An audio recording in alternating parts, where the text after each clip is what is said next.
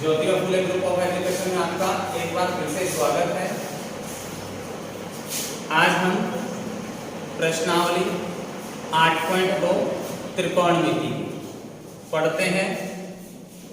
देखो बेटा, प्रश्नावली 8.2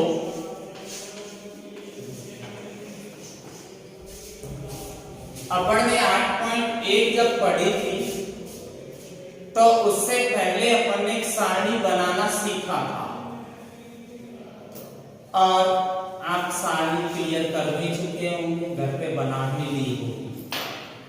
वो सारणी पूरी यहां काम आएगी। देखना है 8.2 के पहले का पहला question, sine 60 degree cos 30 degree plus sine 30 degree cos 60 degree का मान ज्ञात करो।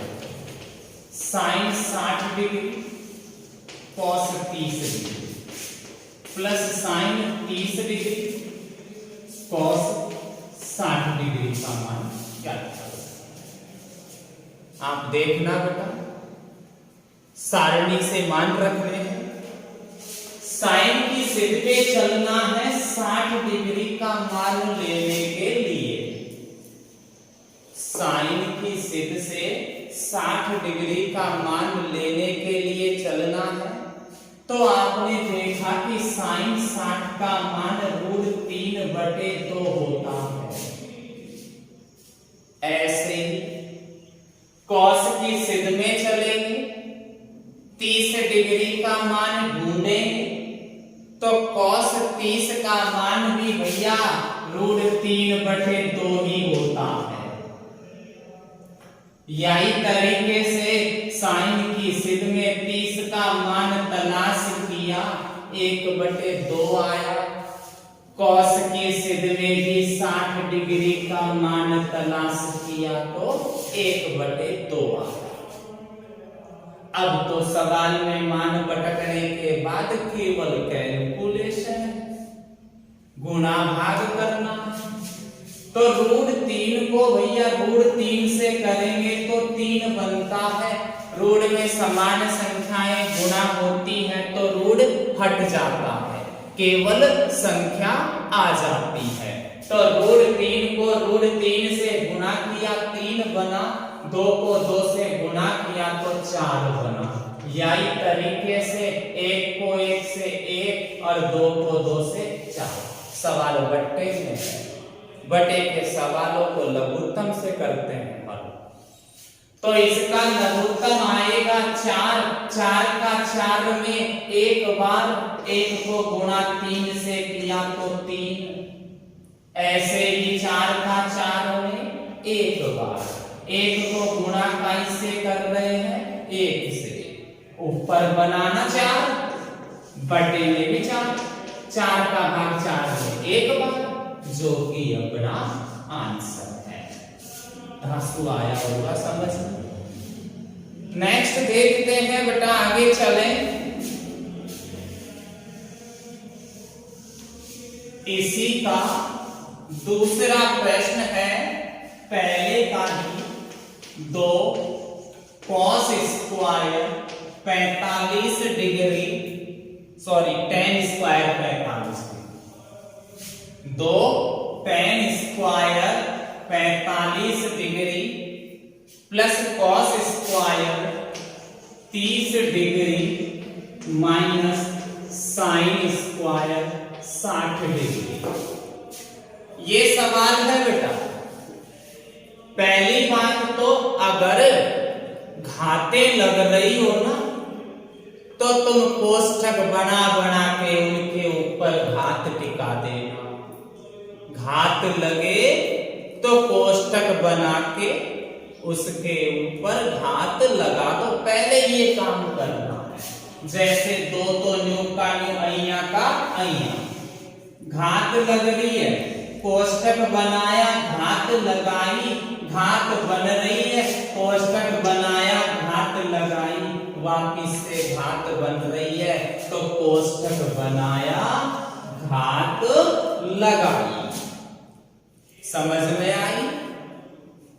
अपन ने घात लगाई।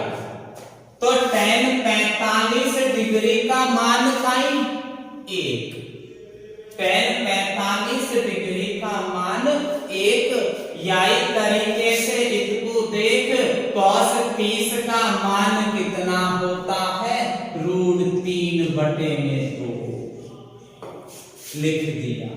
इन आगे sin 60 का मान तलाश करना, और sin 60 का मान होता है √3/2। तो देखो कोष्टक बोले तो गुणा करना, 1 का स्क्वायर 1 प्लस में रूट का स्क्वायर करते हैं तो नवी में दासु पड़ा है, रूट हट जाता है, केवल संख्या आ जाती है। तो √3 का स्क्वायर 3, 2 का स्क्वायर 4।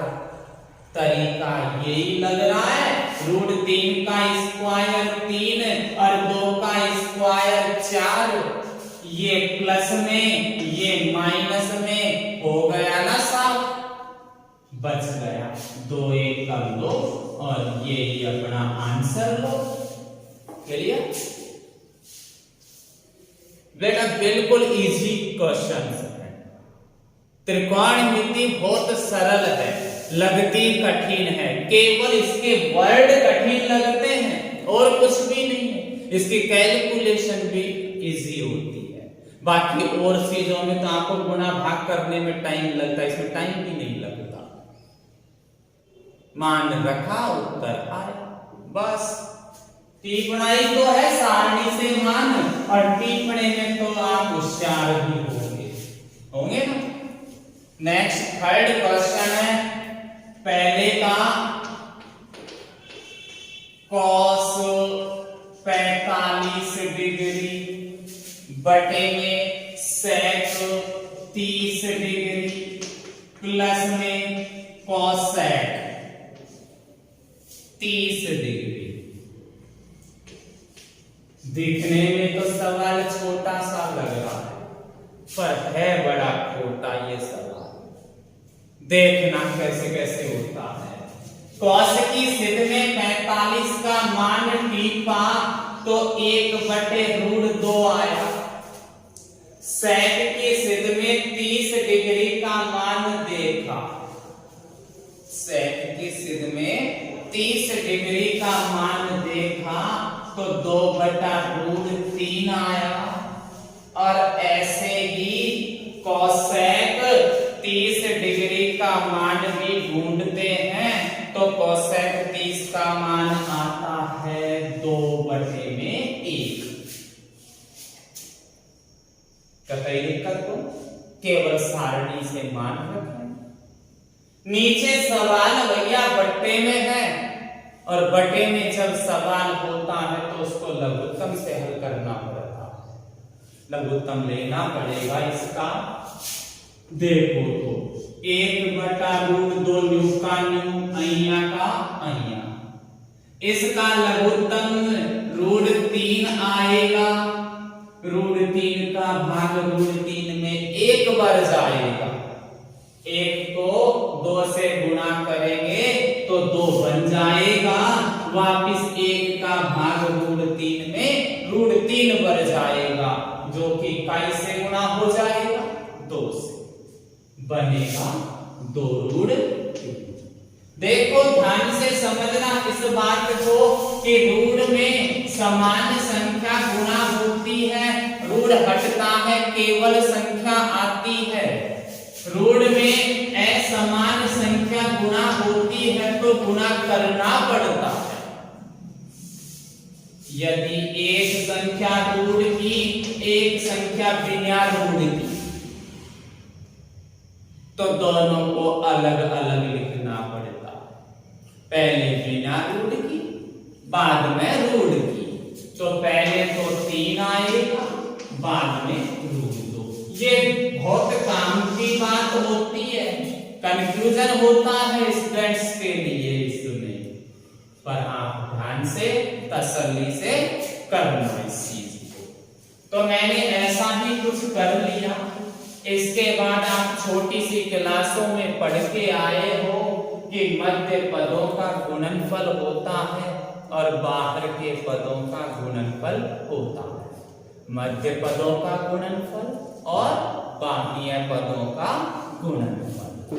तो भैया ये तो मध्य के पद, ये बाहर के पद आपस में होंगे गुणा। तो मैंने इस √3 को 1 से गुणा किया, √3 बना, मध्य के पदों को भी मुझे गुणा करना है। यानी कहने का मतलब √2 से 2 + 2 √3 को गुणा करना है। अब आपको धांसू दिख रहा है कि कोष्टक के बाहर जो भी संख्या होती है वो कोष्टक के अंदर की सभी संख्याओं से गुणा हो जाती है। कोष्टक के बाहर की संख्या कोष्टक के भीतर की सभी संख्याओं से गुणा होती है। तो ये कोष्टक के बाहर पड़ी है, भीतर ले जाओ, गुणा करना पड़ेगा। √3 इस √2 को 2 से गुणा किया, 2 √2 को इससे गुणा करूंगा, 2 √6। पहले बड़ी लिख लो, बाद में छोटी लिख लो। पहले बड़ी लिख लो, बाद में छोटी। तो √3 बटे 2 √6 प्लस 2 √2। लास्ट ईयर 9वीं क्लास में आपने पढ़ा था कि नीचे की साइड रूट नहीं आना चाहिए, हर में रूट नहीं आना चाहिए। गलती से आ जाए तो हरों का परिमेयीकरण करते हैं। नीचे की साइड रूट आ जाए तो हरों का परिमेयीकरण करना पड़ता है। हरों का परिमेयीकरण करने के लिए नीचे का उल्टा चिन्ह लेंगे। नीचे का उल्टा चिन्ह लेकर उससे जो संख्या बनेगी उसी से अंश और हर को गुणा करते हैं। ये हरों का परिमेयीकरण करने का पैटर्न है। कब करते हैं? जब नीचे रूट आता है तो उसको हटाने के लिए हरों का परिमेयीकरण किया जाता है। हरों का परिमेयीकरण जब करेंगे तो इस नीचे का उल्टा चिन्ह लेकर जो पद बनता है, जो संख्या बनती है, उससे अंश और हर को गुणा कर देते हैं। तो इसका उल्टा चिन्ह बना माइनस 2 √6 माइनस 2 √2 से अंश व हर को गुणा करने का। अंश और हर दोनों को गुणा करना है। कब? जब नीचे रूट का चिन्ह आ जाए। इस रूट के चिन्ह को हटाने के लिए हरों का परिमेयीकरण करते हैं। तो नीचे का उल्टा चिन्ह लेकर उससे ऊपर और नीचे गुणा कर देते हैं। तो √3 बटे 2 √6 प्लस 2 √2। ये तो सवाल में बचा हुआ था, ऊपर नीचे गुणा कर रहा हूं। 2 √6 माइनस 2 √2 से ऊपर में, 2 √6 माइनस 2 √2 से नीचे।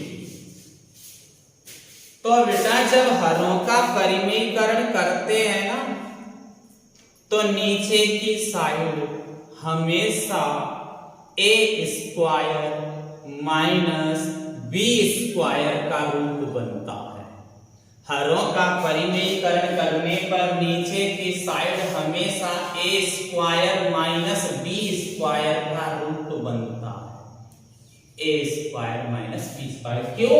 क्योंकि a plus b, a minus b बोले तो a² माइनस b² बना दूं। a तो इसको लिया 2 √6 का स्क्वायर माइनस b इसको लिया 2 √2 का स्क्वायर। ऊपर से ऊपर तो गुणा ठोक दो। √3 पहले 2 √6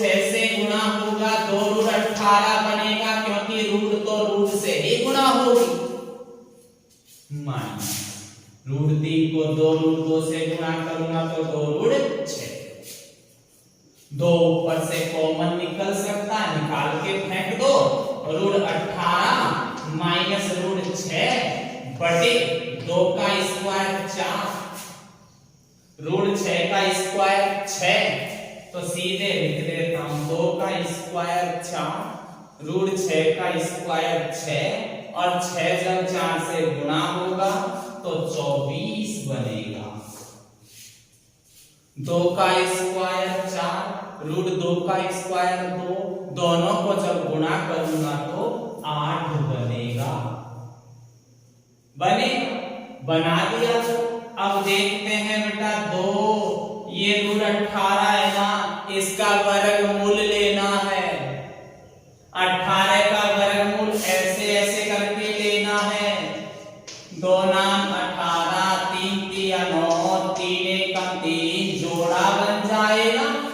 उसमें से एक बार निकाल देंगे। जो जोड़ा नहीं बनेगा उसको रूट के अंदर डाल देंगे। तो जोड़ा तो किसका बना? 3 का। जोड़ा किसका नहीं बना? 2 का। माइनस √6 बटे 24 में से 8 घटा दिया 16, 2 का भाग 16 में 8 बार। तो बचा क्या बना? और जो बचा है वही तो आंसर है। आंसर ये सवाल था, बड़ा छोटा था, दिखने में तो बहुत छोटा था, पर सवाल बहुत ही छोटा था। तो देखो दोबारा से cos 45 का मान सारणी से टीप दिया, sec 30 का मान भी टीप दिया, cosec 30 का मान भी टीप दिया। ये बटे का बन गया लघुत्तम लेंगे। मध्य पदों का गुणनफल बाह्य पदों का गुणनफल कर दिया। इसके बाद कोष्ठक के भार की संख्या को अंदर वाली सबसे गुणा कर दिया। पहले बड़ी बाद में छोटी लिखी। नीचे ऋण नहीं आता, गलती से आ जाए तो हरों का परिमेयकरण किया जाता। तो मैंने इसका उल्टा चिन्ह दिया और उससे जो भी संख्या बनी उससे अंश और हर को गुणा कर दिया। हरों का परिमेयकरण करने पर नीचे की साइड हमेशा a² माइनस b² का रूप बनता है। बना a² माइनस b²। इसका स्क्वायर 2 का स्क्वायर 4 और 6 का स्क्वायर 6 गुणा किया 24। ऐसे भी 2 का स्क्वायर 4 √2 का स्क्वायर 2 गुणा किया 8 घटा दिया 16। 18 का वर्गमूल निकाल दिया, कटा तो काट दिया, आंसर आ गया। ये सवाल था अपना पहले का तीसरा। अब इसमें से आपको एक सवाल तो मैं छोड़ूंगा, ये दोनों ही, इसका चौथा और इसका पांचवा, ये आपको ट्राई करनी है। अगर नहीं आए तो कमेंट करें, पूछ दें। नेक्स्ट क्वेश्चन नंबर 2 आता है बेटा। सेकंड का पहला सवाल तो ये भी ऐसे ही है, पर ये ऑब्जेक्टिव है। ऐसे सैदे में से कौन सा उत्तर आता है ये बताना है। एक तो बता ही देता हूं। 2 tan 30 डिग्री बटे में 1 प्लस tan² 30 डिग्री। पहले के चौथे और पांचवे करने हैं तुमको। तुम्हारा ये HW है, होमवर्क है ना। तो देखो बेटा, मान टीपना है। 2 न्यू का न्यू लिखा, tan की सिद्ध में 30 का मान 1/√3 आपकी सारणी में है, बटे 1 tan 30 का मान 1/√3। फर्स्ट क्लास आ रही, समझ में। तो भैया 2 को तो 1 से गुणा करेंगे, 2 बनेगा, बटे में है √3। और 1 प्लस 1 का स्क्वायर 1 √3 का स्क्वायर 3। नीचे बटे में बन गए। आकार में तो खई देखी है कि सवाल बटे में होते ही तो लघुत्तम दिखाओ उसका। लघुत्तम लेना पड़ेगा। 1 7 4 4 का तो आता भी नहीं है लघुत्तम। ऐसे इन दोनों का तो 2 बटे √3 बटे लघुत्तम 3। 1 का 3 में 3 बार तो 3 एकम प्लस 1। अब ये भी जानते हो मध्य पदों का गुणनफल होता है और बाह्य पदों का भी गुणनफल होता है। तो ये 2 तो कैसे गुणा होगा? 3 से √3 गुणा 3 और 1 4। 2 से 4 2 बार लिख दिया मैंने। 3 बटे 2 √3। नीचे रूढ़ आ गया ना? नहीं आना चाहिए था, पर गलती से आ जाए तो हलों का परिमेय। पर यहां कोई प्लस माइनस में संख्या नहीं है तो डायरेक्ट होता है। जो भी रूढ़ में हो उसी से ऊपर और नीचे गुणा कर दो। रूढ़ में क्या है? 3। तो √3 से अंश व्यय हर को गुणा करने,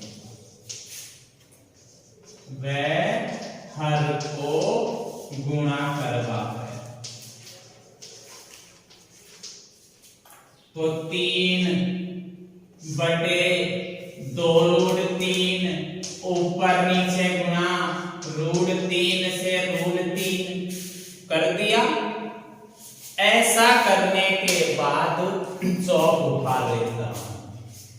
3 √3 तो ऊपर बना, 2 गुणा ऋण में समान संख्या गुणा होती है तो ऋण हट जाता है। संख्या आ जाती है तो 3 ही तो आएगा। 3 से 3 उड़ जाएगा तो क्या बच जाएगा? √3/2। अब ये कह रहा है कि इनमें से जो 4 ऑप्शन है ना, उनमें से ये कौन सा ऑप्शन का उत्तर है? तो ये मान होता है sin 60 डिग्री का। कितने डिग्री का मान है ये? sin 60 का। इसका मतलब ए वाला जो ऑप्शन है वो इसका एकदम फर्स्ट क्लास आंसर। कर सकते हो, कतई दिक्कत नहीं होगी। इसी की तरह से इसका चौथे में माइनस कर रखा है। सेम न्यू का न्यू, अइया का अइया है, कर लो। इसका दूसरा भी आप करोगे। अब इसका तीसरा मैं बता देता हूं।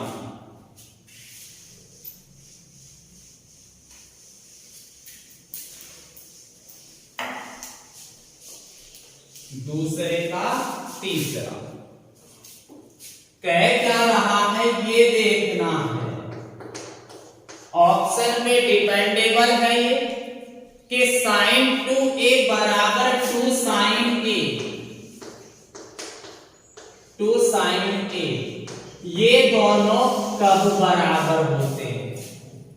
a का कौन सा मान रखूं मैं कि ये दोनों बराबर हो जाएं? a का कौन सा मान रखूं मैं कि ये दोनों बराबर हो जाएं? तो आपको इस सवाल को हल करने के लिए इसके ऑप्शन देखने पड़ेंगे। ऑप्शन इसका ए वाला ऑप्शन कहता है कि क्या 0 डिग्री पर ये दोनों बराबर होते हैं?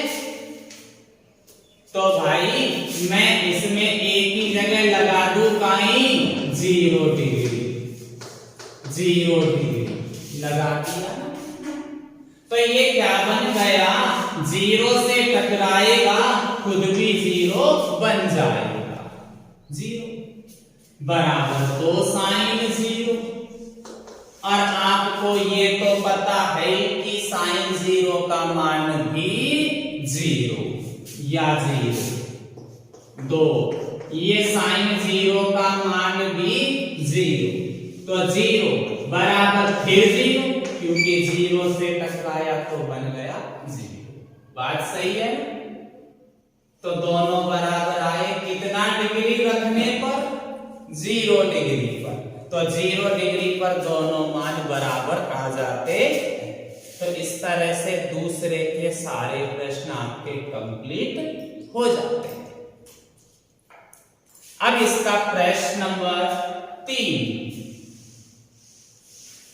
देखते रहो, जागते रहो एक तरह से। यदि tan a प्लस b बराबर हो √3 और tan a माइनस b बराबर हो 1/√3, जहां 0 छोटा a प्लस b छोटा बराबर 90 डिग्री और a बड़ा है 20। सुन लेना, ये जो आपको देता है ना, वो पागल बनाने के लिए देता। क्यों देता हूं? ताकि आप पागल बन जाओ। पर आप तो बहुत शाणे हो कि नहीं शाणे? तो आप ज्यादा शाणे भी मत बनना कि आपको ये पागल बनाने के लिए देता है तो आप शाणे बनकर इसको छोड़ दोगे। पर इतने ज्यादा शाणे मत बनना कि कहीं आप पूरे सवाल को ही छोड़ दो। इतने ज्यादा भी मत, यही छोड़ना है अपन को। क्यों? क्योंकि ये आपको पागल बना। ऐसे तो इसका बहुत मतलब है। जो आपका आंसर जो आएगा ना हल करने पर, वो इससे जांच करी जाएगी। उसकी आंसर की जांच करी जाएगी कि आपके a और b के जो मान आते हैं उसमें a का मान b के मान से बड़ा आना चाहिए। और यदि a और b का मैं जोड़ करूं तो 0 और 90 डिग्री के बीच में आना चाहिए। ऐसे तो बहुत काम का है, पर हल करते टाइम काम नहीं आता, उत्तर चेक करते टाइम काम आता। तो देखो, कोई बात नहीं, पढ़ा रहने दो। 1 प्लस b, मेरे को मोटे अक्षर लिखने पड़ रहे हैं क्योंकि कहीं ने कही थी कि साहब छोटे अक्षर दिखाई नहीं देते, इसलिए मोटे मोटे। जैसे मैं तो खुद ही पतला है कि नहीं, पर मेरे को अक्षर मोटे लिखने पड़ रहे हैं। तो देखते चलो, tan a प्लस b, तो tan की सारणी में √3 काई का मान होता है। tan की सारणी में √3 काई का मान होता है। ढूंढना है आपको tan की सारणी में √3 बेटा tan 60 का मान होता है। तलाश करना है tan a प्लस b बराबर √3। तो इसने कही है कि tan की सारणी में ये जो √3 है वो काई का मान है, ये तलाश करो। मैंने तलाश किया तो ये tan 60 का मान था। दोनों की तुलना करा दो भाई। काटना नहीं है, कटता नहीं है, ये कटता नहीं है, tan से tan कट गया, नहीं, तुलना होती है। तुलना होने पर tan से tan हट जाएगा तो a प्लस b बराबर क्या आ जाएगा? 60 डिग्री, नंबर 1 बन जाएगा। यही तरीके से इसको उठा दूं कि tan a माइनस b बराबर tan की सारणी में ये 1/√3 tan 30 का मान होता है। tan 30 का, ये लिख दिया। देखो tan 30।